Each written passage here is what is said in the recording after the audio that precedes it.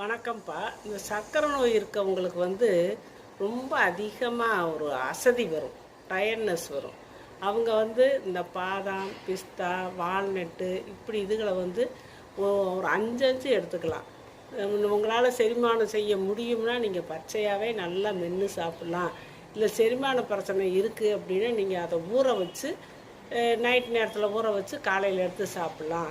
அப்புறம் இந்த தேங்காய், பச்சை தேங்காய் அதை நீங்கள் நல்லா பல்லு நல்லா மெல்ல முடியும்னா தேங்காய் சில்லா கூட எடுத்து நல்லா மென்று சாப்பிட்லாம். அப்படி இல்லைன்னா மிக்சியில் போட்டு துருவல் மாதிரி செஞ்சு அதை கொஞ்சம் கொஞ்சமாக எடுத்து சப்பி துவச்சி சாப்பிட்டிங்கன்னா உங்களுக்கு தேவையான நார்ச்சத்தும் கிடைக்கும், உடம்புக்கு பலமும் கிடைக்கும்.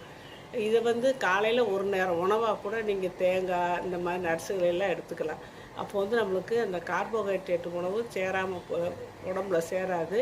மத்தியானத்தில் நம்ம காய்கறிகளோட கொஞ்சமாக ஏதாவது சாப்பாடு சாப்பிட்டுக்கலாம்.